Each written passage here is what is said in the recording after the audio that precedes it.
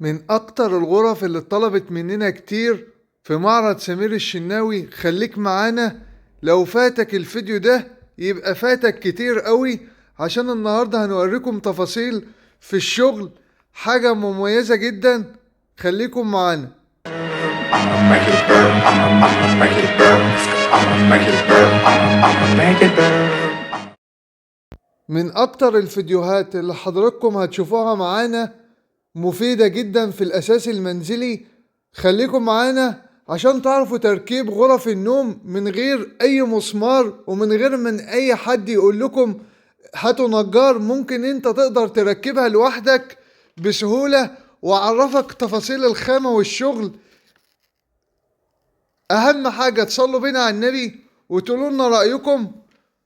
والنهاردة هنركب لكم أوضة النوم اللي اتطلبت مننا كتير، حاجة بسم الله ما شاء الله من أكتر مبيعا في معرض سمير الشناوي، وهنعرفكم الخامات. يا ريت تقولوا لنا رأيكم وتصلوا بينا على النبي. هنركب لكم الأوضة زي ما انتوا شايفين من غير مساعدة ومن غير مسمار، وهنعرفكم تفاصيل الخامة. زي ما انتوا شايفين تركيب الأوضة بيبقى بسيط خالص. أهم حاجة تركب الأماكن بتاعتها مظبوطة من اليمين للشمال. الظهور بتاعتها تبقى راكبة كويس في المجرى بتاعتها. ودي العلبة بتاعتها بتركب في مكانها. كل الحاجات دي بتبقى معروفة، مش مستاهلة. لو انتوا حضراتكم ما عندكمش نجار ممكن تقدروا تركبوها زي ما انا عامل لكم الفيديو، تقدروا تشتغلوا عليه في اي غرفة. وهعرفكم ازاي الظرف الجرار بتركب.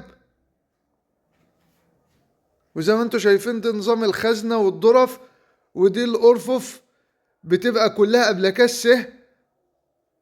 أنا بس مجري الفيديو عشان برضو لو الفيديو خليته على الطبيعة هناخد أقل حاجة ساعة. فأنا بحاول أجري الفيديو وأشرح لكم على قد ما أقدر. دي الظرف الجرار بيبقى فيها 4 عجلات. ال4 عجلات فيهم مسمار. المسمار في النص كده بعمله بايدي، يعني انا ممكن اعمله بالمفك. انا هعمله بايدي كده اهو واظبط الزوايا بتاعته عشان العجل ما يبقاش عالي وواطي في الضرب. وهركبه بطريقة سهلة خالص. بركب العجلتين في المجرى وبركب العجلتين التانيين في المجرى اللي فوق. وخلي بالكم الدولاب ما ربطتش فيه ولا مسمار، عشان تعرفوا ان الشغل يعني ايه راكب مرتاح. لو ربطنا بقى المسامير خلاص الدولاب يقعد 100 سنة، ما تشغلوش بالكم بيه. تمام. زي ما انتوا شايفين العجلتين بيركبوا. خلص الموضوع. بتركب الضرفة اللي بعدها. الموضوع سهل وبسيط. يا ريت تقدروا تعبنا واحنا بنحاول نوريكم حاجات جديدة. ادعمونا بالاشتراك وتصلوا بينا على النبي وتقولوا لنا رأيكم، عشان احنا بنوريكم احدث حاجة في الشغل، وبنوريكم التفاصيل المميزة اللي محدش هيوريها لكم في اي صفحة غير في صفحة سمير الشناوي في دمياط. واللي أول مرة يشوف صفحتنا موجود عليها أكبر تشكيل أساس نوم وسفر وصالونات وأنترهات. الضرفة اللي أنا بركبها دي جيت أركبها ركبتها في المجرى الأولانية وفي مجرى وراها. لازم المجرتين يبقوا فوق بعض، ما يبقوش يعني ما يبقوش واحدة قدام وواحدة ورا. دي برضو نقطة لازم تركزوا عليها لو حد حب يركب الأوضة لوحده. ودي الضرفة التانية برضو لازم تظبط الزوايا بتاعت العجل من فوق ومن تحت، عشان الضرفة لما تيجي تركب مرتاح، ما تحكش في البرنيطة ولا تحك في القعدة. تمام. والخامات اللي انا وضحتها في اول الفيديو، تمام، لو اوضة ب200,000 جنيه هي نفس الخامات اللي انا بقدمها.